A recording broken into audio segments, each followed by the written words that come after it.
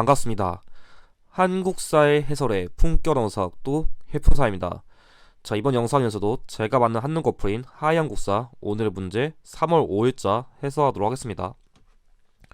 먼저 1번 밑줄 그은 이 단체에 대한 설명 옳은 거 알겠는데, 이 문제는 솔직히 계량기 시기 파트 공략하시면 절대 틀리시면 안 되는 빈출 유형이에요. 아직 기출을 익숙하지 않으신 분들이 있어가지고 이게 나온 것 같은데 절대 모르시면 안 되는 유형입니다. 일단 이 유형은 그 단체의 대표 인물이 되게 중요한데, 공통적으로 이응으로 시작하는 인물들이 많아요. 그 성씨가 이응으로 들어가야 되고, 안창호, 양기탁, 이승우 이런 것처럼 이 인물도 먼저 외워두셔야 되고, 이 단체의 경우에는 데라우치 총독 암살 혐의를 받은 백오인 사건으로 해체가 되었어요.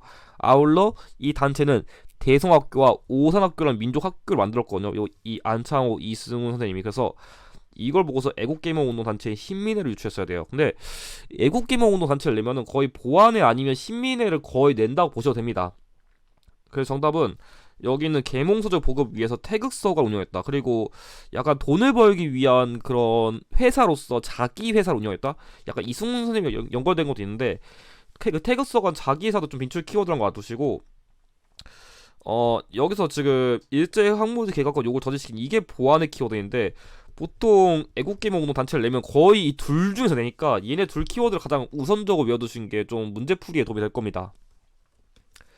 자, 이번 밑줄 그은 시기 또 사실로 옳은 거 얘기했는데, 자, 이 시기는 제가 항상 강조하는 키워드가 뭐가 있냐면 전쟁, 세뇌, 노역과 관련된 키워드가 많다고 항상 강조해요. 그래서 지금 이 문제에서도 일제가 미국과 영국도 연합군을 상대로 전쟁했다는데, 이 맥락 자체를 보고서 여러분들이 2차 세계대전인 거 알아야 되거든요. 그러니까 당시 추축국이라 해가지고 뭐 일본, 독일, 이탈리아 나머지 국가는 엔간해서 싹 다 연합군이에요. 그러니까 3명 빼고선. 그래서 야, 일본이 뭐 미국, 영국, 뭐 프랑스 이런 거 싸웠다면 2차 세계대전인데, 그래서 이 시기엔 약간 전쟁, 세뇌, 노역 이런 키워드가 많아요. 그래서 좀 그런 걸 파악하는 게 중요했거든요.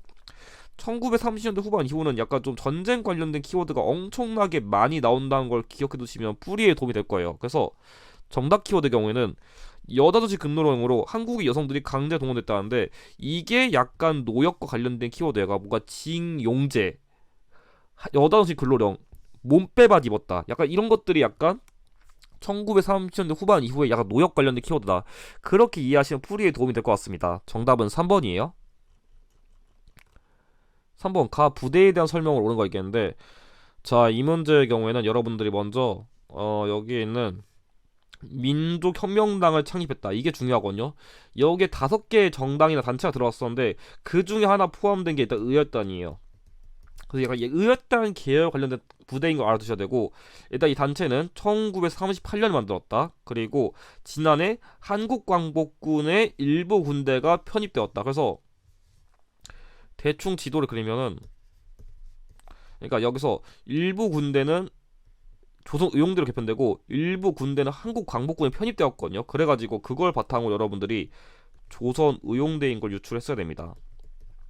그래 정답의 경우에는 김원봉이 단체 이 군사 조직의 단장이었고, 중국 관내에서 최초로 조직된 군사 조직이다. 이게 중요하거든요. 이게 칸커, 그러니까 지금 옛날에 그 코로나 발원지어도 우한지역 창설된 거거든요. 그래서 약간 조선용대는 정답 선지가 한자로 된 선지가 잘 나온다, 약간 이렇게 외우시면 또 문제를 쉽게 풀이할 수 있습니다.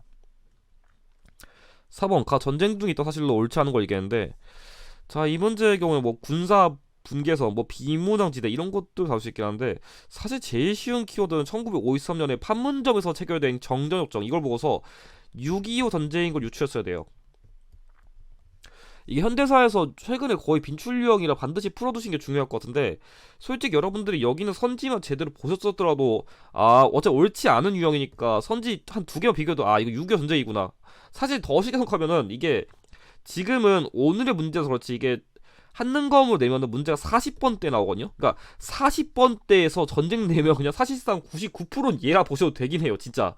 어제 현대사에서 우리나라 역사에서는 전쟁에 다룰만한 게 거의 없다 보셔도 되거든요. 근데 6.25 전쟁 시기의 역사도 사실 유형을 낼 때 옳지 않은 걸 냈으면 가장 많이 오답으로 나온 게 약간 6.25 전쟁의 그런 배경의 빌미가 됐다 할 수 있는 사건인 에티슨 라인 발표랑, 이 전쟁 직후에 우리나라를 보호하기 위해 가지고 미국과 체결한 한미상호 방위 조약, 이 두 개는 여러분들이 반드시 알아두셔야 돼요. 그러니까 이 에치슨 라인은 따지면 배경, 얘는 결과이기 때문에 이 6.25 전쟁 범위 밖에 있어요. 그래서 이게 실제 하는 거면 오답 키워드 되게 잘 나오기 때문에 이런 거 반드시 알아두셔야 문제 빨리 푸십니다. 자, 오늘 문제 맞아 5번. 다음 자 나타난 민주화 운동에 대한 설명 옳은 거 있겠는데, 자, 이거 솔직히 첫 줄만 보시면 알았어야죠. 광주.